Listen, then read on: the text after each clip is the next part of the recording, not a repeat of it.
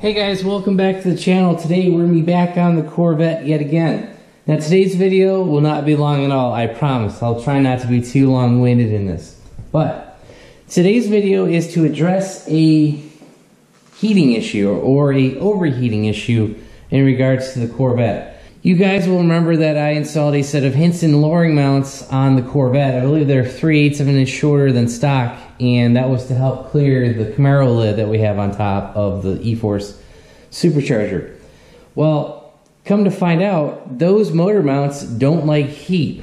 And unfortunately, when I installed my motor mounts, I did not include the little, if you want to call it I honestly thought they were just part of the mount. I do not have one available right now. I don't even know where they are. Those little heat shields. I didn't install them because they were like another, I don't know, 1/4 inch thick, something like that. And so I was just like, well, that's fine. But on my test drive, I was smelling a lot of smells. One of them could have been the motor mounts. I'm just not sure. So what I found out actually from a buddy who just installed these same mounts on his car, well, he installed the normal height version, not the short version, but he installed a set of heat shields that Hinson Motorsports sell. The part number is 7010, and that's the engine mount heat shield. And here's what they look like. It's just a simply reflective piece of heat shielding. There should be no bolts needed with this mod.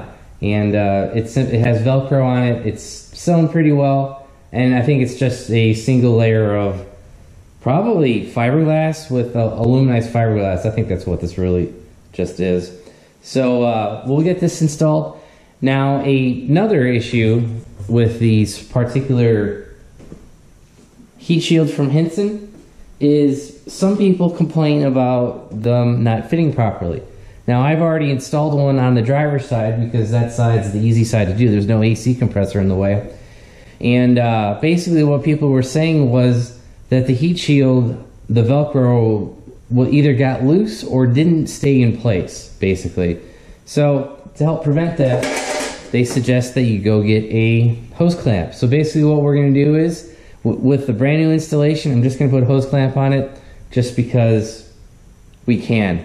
Now, I will say this on the driver's side, it fit all the way around. However, with the height, I think these were meant for the original size motor mounts. The height was a little tall, so it was kind of folding over on itself. I'll show you when we get this side installed. But basically, we're going to install these, and then we're going to put a hose clamp around it just to make sure these stay in place. And the only reason for this is to help protect those motor mounts. They are kind of pricey. I think they were in the $100 to $150 range, something like that. Maybe a little bit more, maybe a little less. I don't really remember. But like we said, we needed that mount to help clear the E-Force blower. Now, you guys will see that I do not have the exhaust installed. I'm kind of in between projects right now. You guys will see that video later. Yeah, let's just say it like that. But basically, the engine mounts literally sit right here behind the header, and I could see those freshly polyurethane, rubber, whatever that Hinson uses, bake, right off the headers. Plus, we do have our headers coated, so that should help protect it. But this motor mount heat shield was so cheap. I think it was 30 bucks, give or take, for just that little bit of insurance, I guess, will protect these mounts. It's pretty simple to install. I'm afraid the flashlight's gonna blind you. But basically, you just wrap the heat shield around the motor mount and put the Velcro on it. Now, this did fit. I did have to, I'm probably 3/4 of the way around on the Velcro, so that might stay tight, but yeah, we're gonna put the hose clamp on it anyway.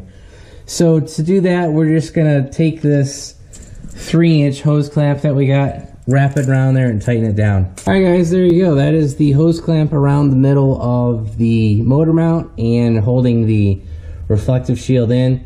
We should be good on this side.